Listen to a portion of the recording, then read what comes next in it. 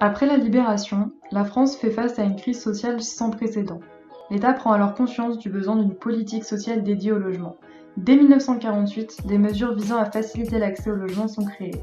Plafonnement des prix des loyers, création des HLM, création des APL.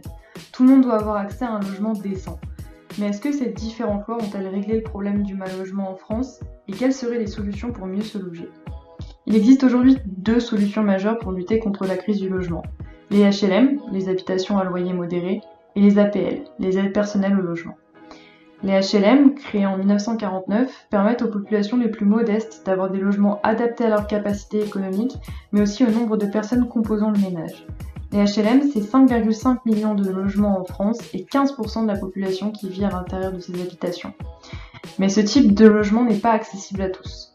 Le revenu ne doit pas dépasser une certaine somme selon la taille du ménage. Le lieu de travail doit être proche, il faut un motif adéquat. Ces nombreuses barrières sont accentuées par la baisse de la croissance du nombre de HLM. On passe de 79% en 2015 à 45% de taux de croissance en 2018. Les organismes construisant les HLM n'ont plus les fonds nécessaires pour maintenir la cadence. Cette baisse de recettes s'élevait à 1,7 milliard d'euros en 2018 et elle est due à une baisse des aides de l'État. On peut alors se tourner vers un soutien économique, les APL, qui pourrait pallier à ce manque de logements. Cette aide économique mensuelle, créée en 1977, est censée soulager les ménages les plus modestes. 6,6 millions de foyers en bénéficient et près de 800 000 étudiants sont aidés par les APL. Elle varie encore une fois selon la taille du ménage, la surface du logement, mais elle apporte un véritable soutien pour les locataires. Pourtant, Emmanuel Macron a annoncé en 2018 le gel des APL, alors que celle-ci avait déjà baissé de 5 € l'année précédente. Encore pire pour les locataires de HLM. Depuis 2018, les APL touchés par ces locataires ont baissé de 60 € par mois. D'après le rapport annuel de la Fondation l'Abbé Pierre sur le mal-logement, ces restrictions budgétaires mettent à mal des pans entiers de ce que l'on peut appeler le modèle français de protection dans le domaine du logement, en s'en prenant aux deux premiers piliers de ce modèle. Pourtant, la France reste un pays où il fait bon vivre. Depuis les années 60, la situation du logement ne cesse de s'améliorer, en termes de surface disponible, de confort, d'équipement.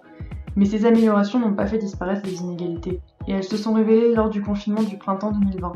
Le surpeuplement des logements, c'est-à-dire un logement avec trop peu de pièces ou de surface pour son nombre d'habitants, a augmenté pour atteindre 10%. Le confinement a aussi provoqué une perte d'emploi ou une baisse de salaire, ce qui a fait basculer 1 million de personnes dans la pauvreté. Cette augmentation va forcément avoir une influence sur la demande de logement. La question est donc, comment limiter les inégalités d'accès au logement? Des solutions existent. Le logement contre service, par exemple, peut aider les locataires toujours plus nombreux à trouver un logement. Mais pour accentuer ces démarches de citoyens, l'État doit aussi participer. Augmenter le parc de logements sociaux, limiter la gelée des APL, inciter les parcs privés à réduire leurs loyers. La route semble encore longue, mais une amélioration reste toujours possible. Et la crise sanitaire a permis de mettre en lumière le mal-logement en France, obligeant l'État à réagir. Jean Castex a annoncé fin octobre une aide de 150 € pour les étudiants les plus précaires et 100 € par enfant pour les foyers où les parents perçoivent des aides comme le RSA.